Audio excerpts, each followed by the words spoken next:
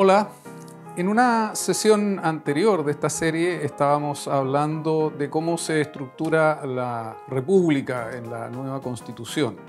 Dentro de los elementos que mencionaba en esa oportunidad está la idea del reconocimiento que se hace a los pueblos originarios de su propio derecho, esta idea del pluralismo jurídico. El pluralismo jurídico en rigor no es una novedad que introduzca la nueva Constitución. Ya estaba presente en la ley 19.253, ¿no es cierto?, sobre pueblos indígenas, donde se señalaba, ¿no es cierto?, justamente que la costumbre hecha valer en juicio entre indígenas pertenecientes a una misma etnia constituirá derecho siempre que no sea incompatible con la Constitución Política de la República. Y luego venían algunas precisiones en materia penal y en la forma como se podía hacer valer y se podía probar esta costumbre. Hay que agregar también que esta ley estaba dentro del marco de disposiciones del convenio de la OIT, el convenio 169, que en sus artículos 8 a 12 contiene varias disposiciones sobre la forma como el Estado debe enfrentar, ¿no es cierto?, los ordenamientos jurídicos o el derecho o la costumbre de los pueblos indígenas. En este sentido, por lo tanto, no hay una novedad en la idea misma de reconocimiento de derechos de los pueblos indígenas. La novedad quizás pueda estar en otros dos aspectos, ¿no es cierto? Primero de ellos es que en comparación, por ejemplo, con las constituciones de Bolivia y Ecuador, que también han introducido un reconocimiento de esto que se llama el pluralismo jurídico, la idea que hay distintos ordenamientos jurídicos dependiendo de las distintas comunidades existentes en el Estado, nuestra Constitución, la propuesta de nueva Constitución, va un poco más lejos, porque no hace referencia simplemente a la costumbre ancestral, sino que a los sistemas jurídicos de los pueblos indígenas, y no la enmarca dentro de la Constitución y las leyes, sino que simplemente pone como límite la Constitución y los derechos fundamentales o los derechos reconocidos por la Constitución y por los tratados internacionales. Adicionalmente, como comentaré al final, también reconoce, y en esto se parece a las constituciones mencionadas, ¿no es cierto?, reconoce la jurisdicción de las autoridades, ¿no es cierto?, indígenas sobre las materias de esos ordenamientos o esos sistemas jurídicos. ¿Qué es lo que dice el artículo propuesto?, ¿no es cierto? Dice: el Estado reconoce los sistemas jurídicos de los pueblos indígenas, los que en virtud de su derecho a la libre determinación coexisten coordinados en un plano de igualdad con el Sistema Nacional de Justicia. Deberán respetar los derechos fundamentales que establece esta Constitución y los tratados e instrumentos internacionales sobre derechos humanos de los que Chile es parte. La ley determinará los mecanismos de coordinación, cooperación y de resolución de conflictos de competencia entre los sistemas jurídicos indígenas y las entidades estatales.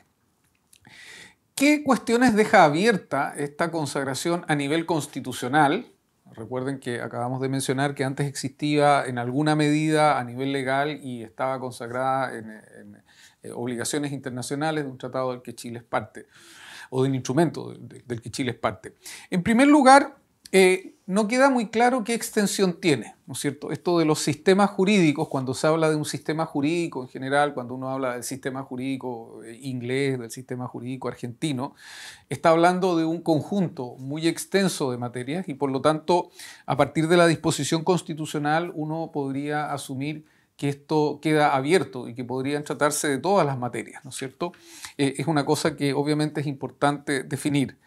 En segundo lugar, y a diferencia de lo que podríamos decir son los estudios o la consagración en otros cuerpos normativos, no se habla de un derecho o de una costumbre preexistente o de una costumbre ancestral, sino que se habla de sistemas jurídicos. Por lo tanto, queda abierta la posibilidad de que pudiera desarrollarse a futuro. No solamente el reconocimiento del derecho de los pueblos indígenas, de los respectivos pueblos indígenas existentes hasta hoy, sino el que eventualmente pudieran ir desarrollando a futuro. Eso también queda abierto y queda abierto porque justamente se hace mención en el artículo que acabo de leer a la idea de libre determinación. O sea, esta idea de que pudiera ir en algún grado de desarrollo esa libre determinación y manifestarse en el derecho o en el sistema jurídico.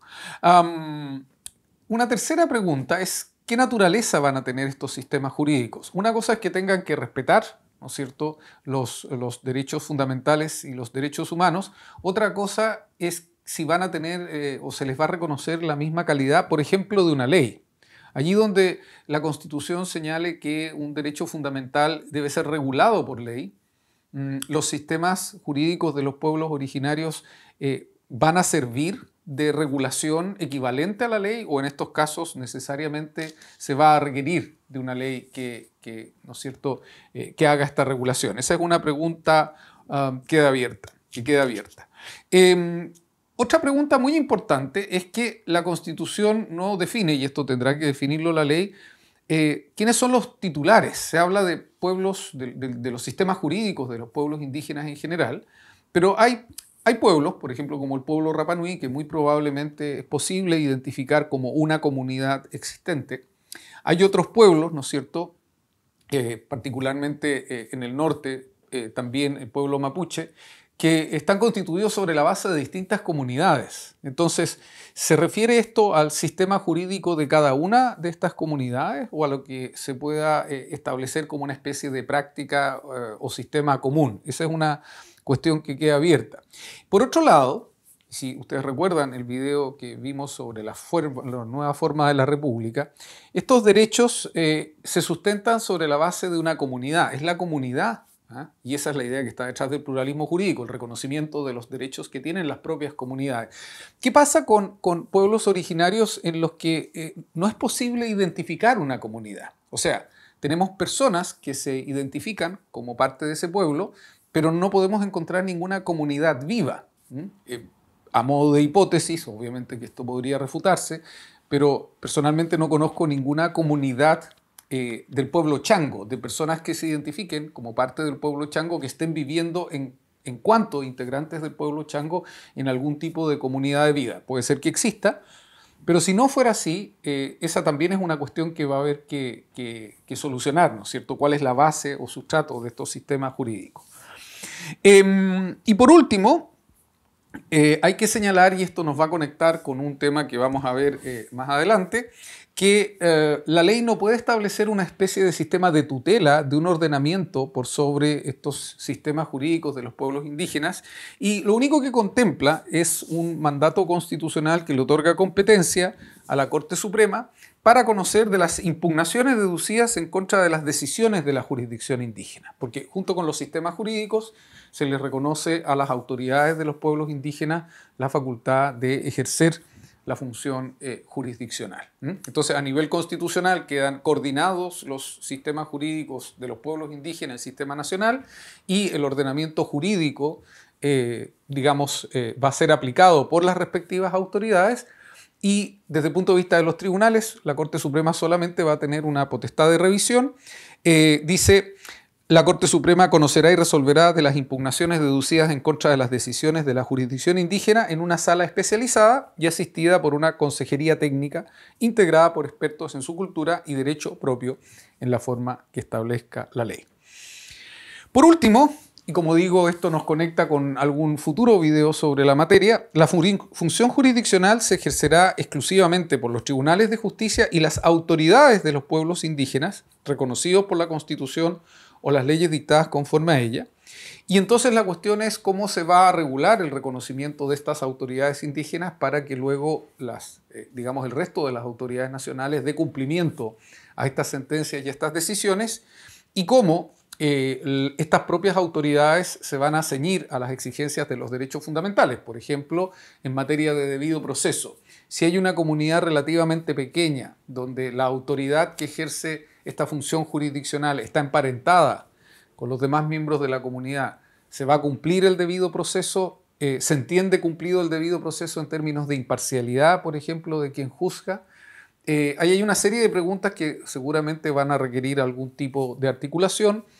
Espero en algún futuro capítulo de esta serie investigar o tratar de manera más profunda el estatuto de los pueblos originarios, pero por ahora creo que ya hemos avanzado bastante, o se ha dicho bastante respecto de esto que es el pluralismo jurídico. Espero verlas en una próxima sesión, y como siempre, sus comentarios, observaciones, preguntas son muy bienvenidos. Nos vemos.